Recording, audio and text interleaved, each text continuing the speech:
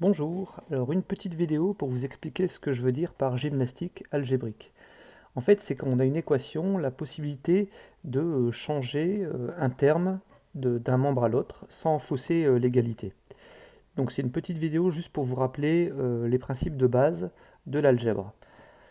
Alors par exemple, si on a cette équation de maths, 2x plus 5 égale 11, ce qu'on peut faire dans cette équation, c'est qu'on peut additionner, pour pas changer l'égalité, on additionne le même nombre de chaque côté.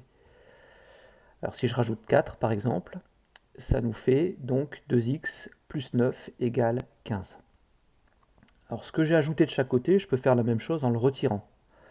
Si j'ai 2x plus 5, je peux retirer des deux côtés 5 sans fausser l'égalité.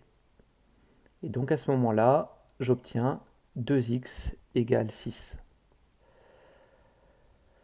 Donc finalement, quand on a une équation 2x plus 5 égale 11, quand on résout, on peut additionner ou retirer.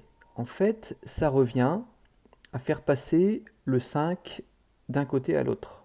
Le plus 5 va changer de côté et va arriver à moins 5.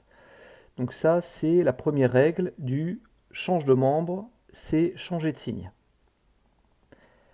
Si je reviens sur mon équation, alors ici, j'ai plus d'addition ou de soustraction, j'ai qu'une multiplication. 2x et 2 fois x.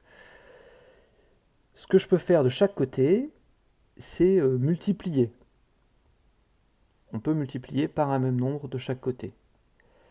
Ou alors on peut aussi diviser par un même nombre de chaque côté. Alors le diviser par 2, on peut le noter comme ça. Voilà, diviser par 2. Et donc là, ça m'arrange, puisque quand j'ai une équation, l'objectif c'est quand même de retrouver la valeur de x.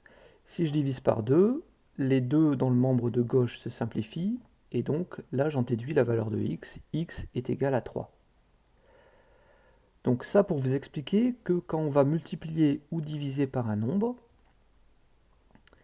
eh bien en fait ça revient à faire changer le 2 de membre, et si le 2 était multiplié dans le membre de gauche, il passe de l'autre côté, il devient divisé, donc 6 divisé par 2.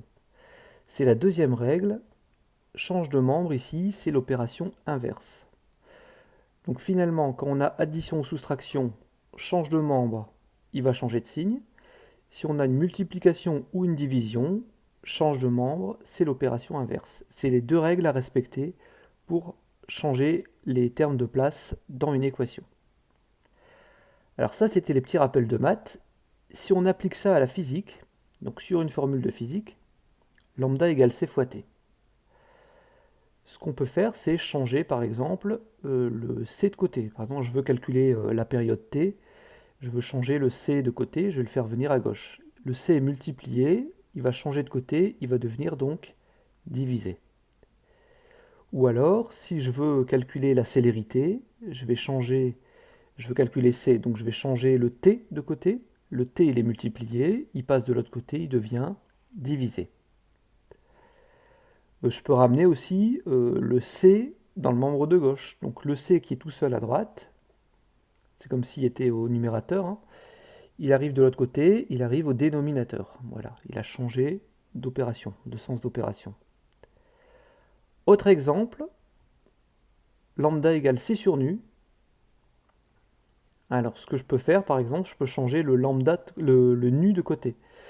Donc le nu qui est divisé à droite, si je le passe du côté gauche, il va devenir multiplié. Je peux aussi changer le lambda de côté. Le lambda qui était multiplié, je le passe à droite, il devient divisé. Un dernier exemple avec la loi de Wien. Alors si on vous demande par exemple à partir de cette formule-là de calculer la valeur de lambda max. La première chose à faire, c'est de bouger le 273 qui est à droite là. Le 273 qui est précédé d'un signe moins, je vais le mettre de l'autre côté. Donc 273, il a un signe moins, il passe de l'autre côté, il va avoir un signe plus. Donc θ plus 273. Maintenant, je peux bouger tranquillement le lambda max.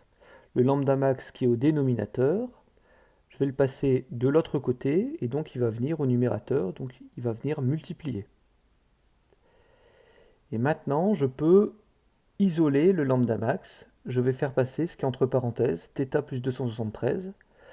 Il est multiplié au lambda max, donc si je le change de côté, il va devenir divisé. Et voilà l'expression de lambda max. Maintenant, vous pouvez passer aux questions.